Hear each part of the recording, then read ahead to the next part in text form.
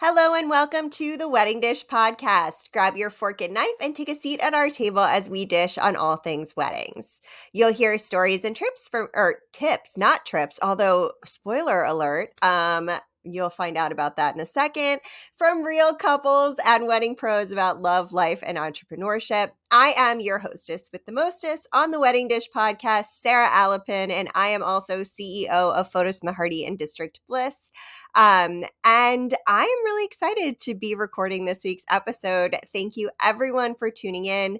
Today, we are dishing with a boutique travel company specializing in honeymoons, the human behind Boundless Travels, Cecile Blow. Thank you so much for being on the Wedding Dish today. Thank you for having me. It's so fun.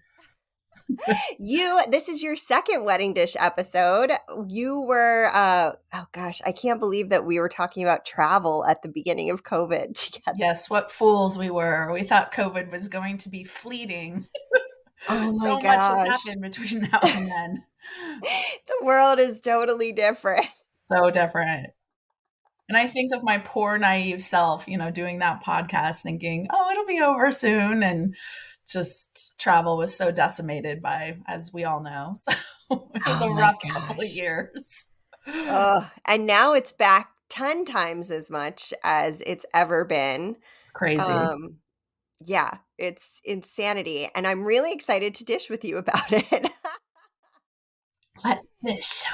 So, what are some of the top trends that you're seeing right now for honeymoon travel? So one of the things for me is since I like to do sort of non-cookie cutter, like out of the box. So a lot of people who book their honeymoons with me are doing more adventure focused honeymoons. What I've found, people usually spend more on their honeymoons, take a longer vacation for their honeymoons. So now people are really wanting to use that time and use that money to do something a little out of the ordinary or a little different. Whereas honeymoons used to be go lay on the beach in Mexico, or, you go to France and go to Paris or whatever and be romantic. And now I've got couples going all over the world. I just had a couple come back from New Zealand for 2.5 weeks. I've had people go to Patagonia, Japan, all sorts of these, maybe a little further, maybe a little more exotic places that people are looking to, get out of the box a little bit and use their time.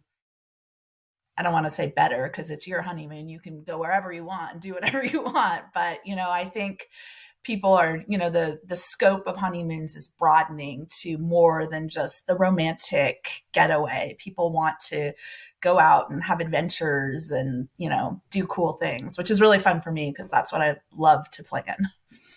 I love that. I'm so that kind of traveler. So, that like hits me right in the soul.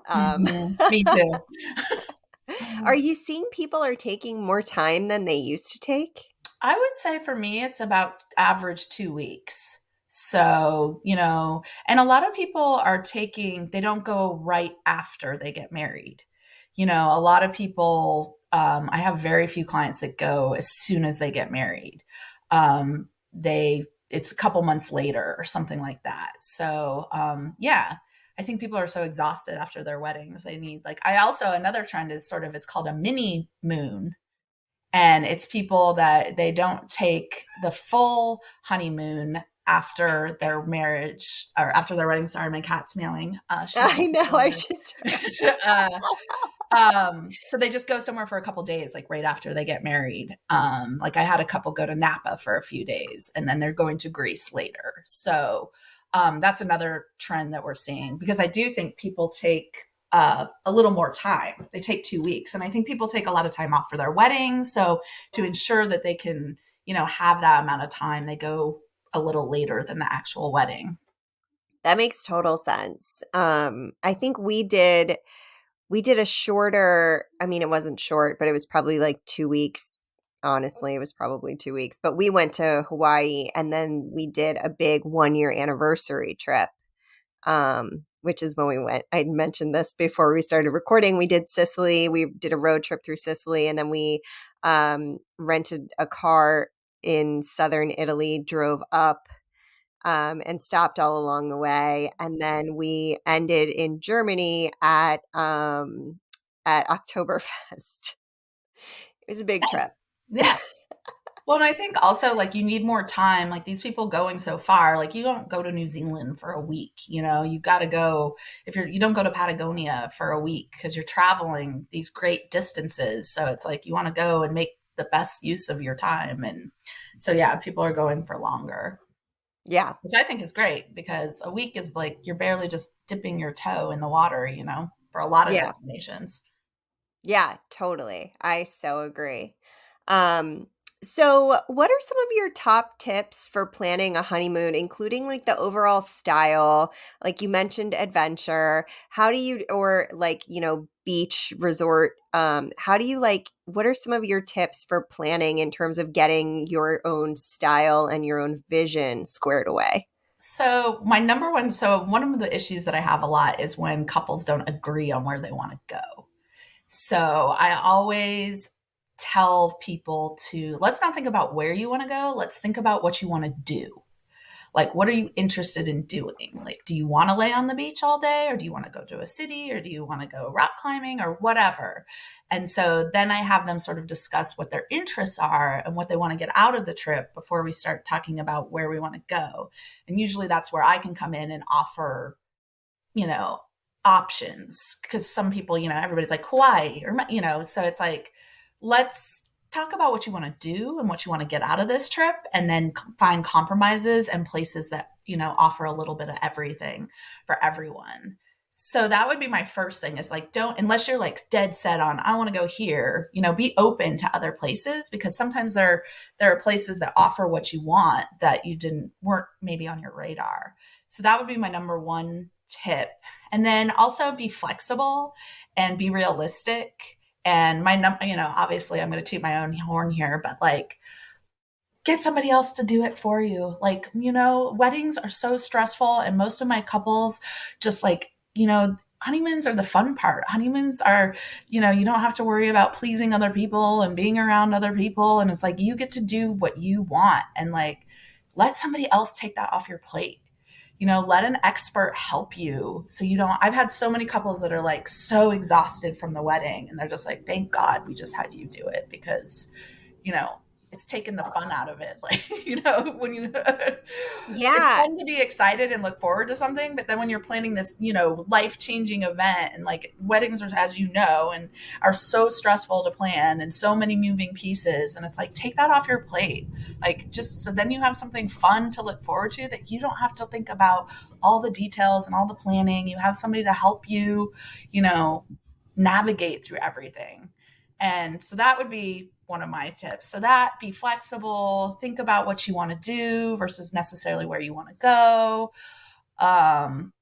Obviously have a realistic budget in mind, as with anything, travel is expensive these days. And, you have a lot of people that have 5-star tastes and 2-star budgets. And it's like, you have to be realistic about what you want and what you can afford. So Yep. that's Yeah. Speaking of budget, what are some of the places that you would recommend thinking about splurging versus saving? Oh God. Well, obviously Europe is very expensive right now. So that would be a splurge probably. Again, like I said, there's so many other places where your dollar goes a lot further, Hmm. but you may have to travel a little further to get there. Central America is great. It's not that far. There's some really cool places that offer tons of different options of things to do and activities. Southeast Asia, again, your dollar goes a lot further there. Again, you have to get there. So it's kind of a give and take, so many people want us to go to Europe, but Europe's so expensive. So if you want your dollar to stretch, I would think a little bit about, outside the box, go to places Southeast Asia, Central America, things like that, where your dollar will go further. Yeah. Men are awesome.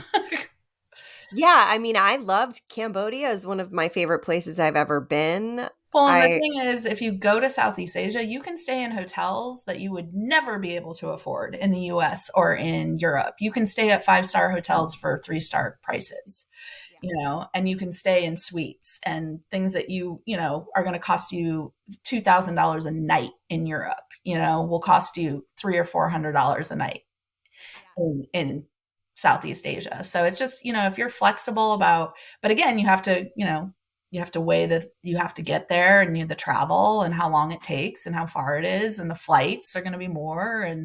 But there's always places where your budget's going to go a little bit further and you can stay in, if luxury and romance is what you're looking for, there's some amazing spots all over the world, not just like with your Eiffel Tower view or whatever.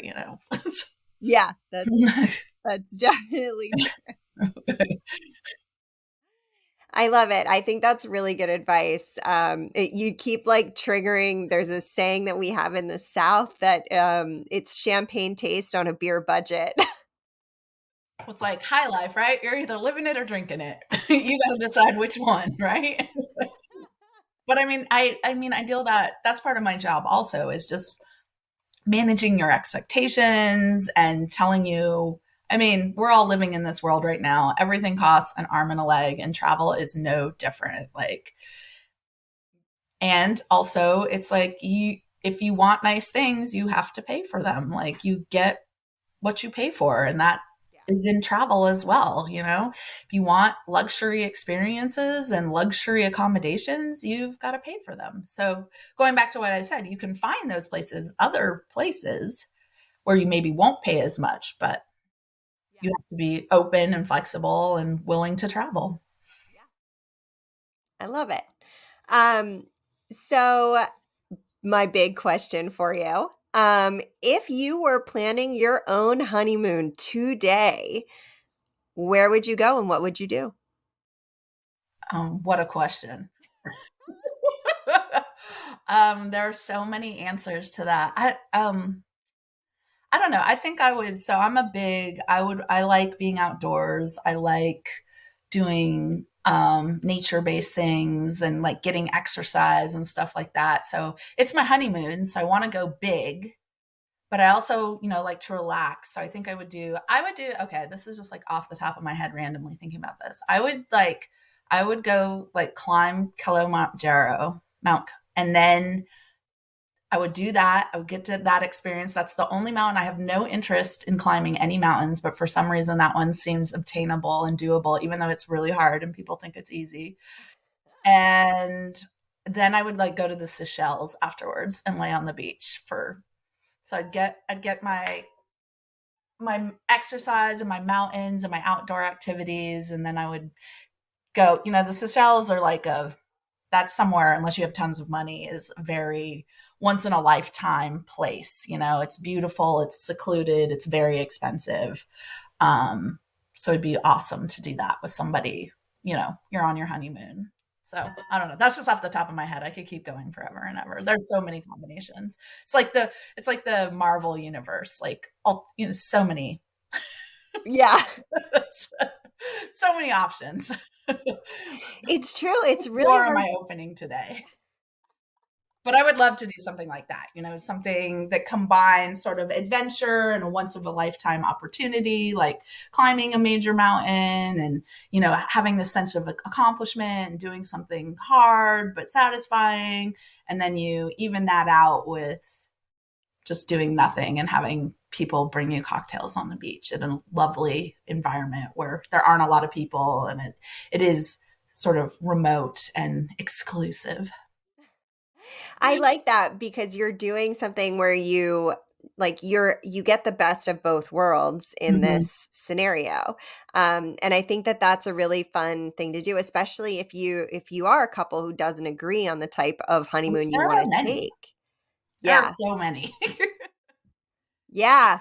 I And it's mean, also, I love, for me personally, my favorite kind of travel to plan is what I call adventure luxury. And that's sort of, you are out doing cool things in cool places that challenge you, but then you get to come home to the finer things. You get a nice bed and a good glass of wine and a good meal, and that none of which you were cooking or planning. Or so that's my ideal travel. Yeah, Live I and love that. plan. I love that. That is also my favorite way to travel, although I'm a terrible planner in general of all things. Well, girl, call me. I know, right? I love it. Okay, so what advice would you have for couples who are planning their honeymoons? So just going, like, reiterating what I was just talking about. Um, get somebody to help you. Not your in-laws, not your, use a professional. Also, plan in advance. I know you're planning a wedding. I know you're doing all this. If you're not going to use somebody like this sort of mentality that COVID had, where everybody was doing things at the last minute and, making changes and whatnot. It's like, that is not the reality we're living in anymore.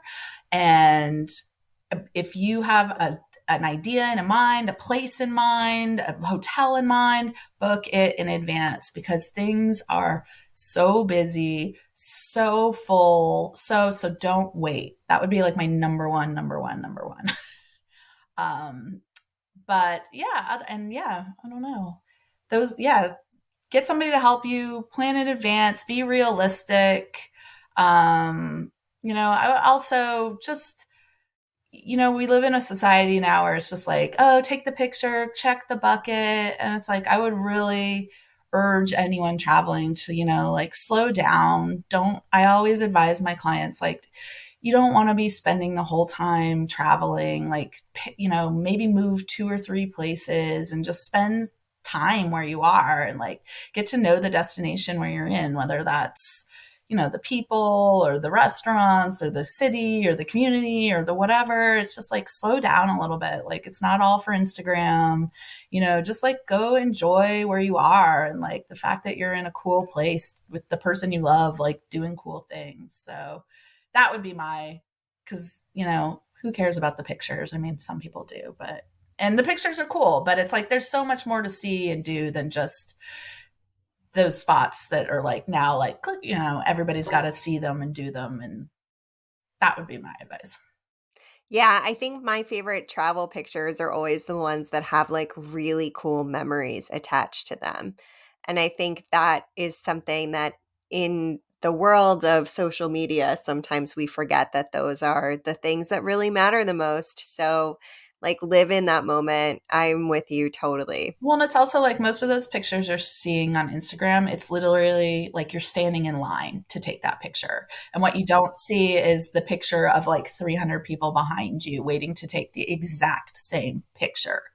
And it's like, to me, that's not what travel's about. Like, there's so many other cool things. And if that's what you like to do, great. If that's how you want to spend your day, fine. But, like, there's so much cooler stuff out there, and people to meet and locals to meet. And that would be my other tip, that, and it took me a long time to, being a traveler, is use guides.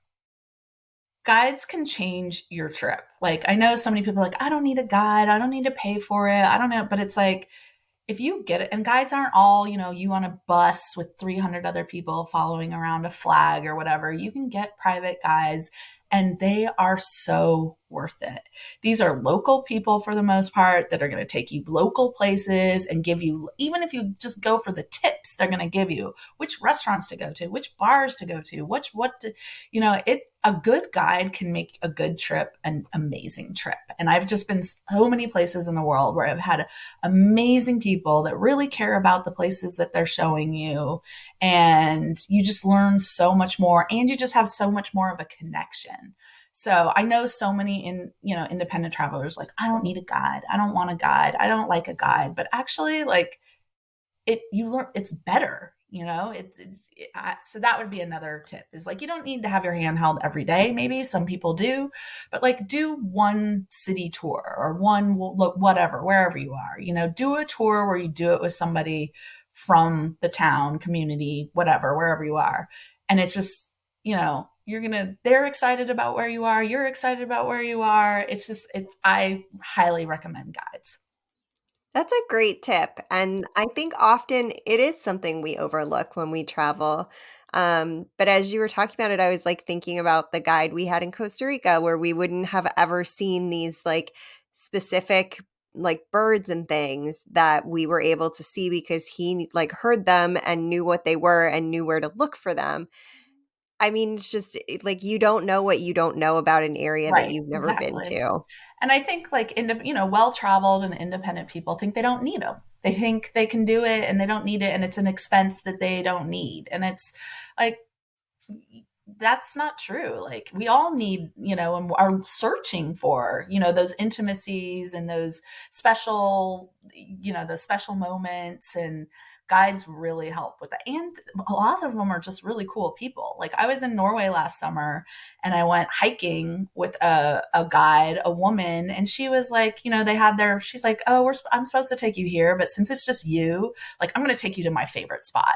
And we went to a totally different place and it was just like incredible, incredible, incredible. And then she was like, oh, I'm going to drive you by my house and show you where I live and show you. And like, it was just, she went totally out of her way and was so generous and so kind and and I've had so many of those experiences as I've started using guides and as I've been a travel advisor and encouraging people, where it's just like you have these days that would have been fine. It would have been a fun day if we'd done the hike that we were supposed to do. I'm sure I would have been like, oh, this is beautiful. But instead I had this connection with this woman and, it was great. And it was an amazing day. So, I highly recommend guides. And a lot of people really don't want guides and don't like guides, and that's fine. But that's just something, as having experience, professional experience and life experience, I just find sometimes it just really makes the trip, the day, the whatever so much better. Yeah. And you get to go to like the lesser known, maybe like lesser traveled Mhm. spots. And you get, like I said, you get insight because you talk with these people, you develop a relationship with these people, and they're like, oh, well, let me take you to this cool spot, or you should go check out this spot somewhere you would have never gone and is not in your Lonely Planet or your trip, or whatever we're using these days. I just dated myself with that, but you know what I mean? So Yeah. it Yeah. doesn't come up on Google when you Google where in Barcelona should I eat, or whatever, so there is a lot to be. The internet is a wonderful thing, but there's a lot to be learned from just people that live where you are. So Yeah. that would be a tip for me for sure. Awesome. Well, I'm excited now to go travel. Good. That's my job, is to get people excited. So hopefully everybody is.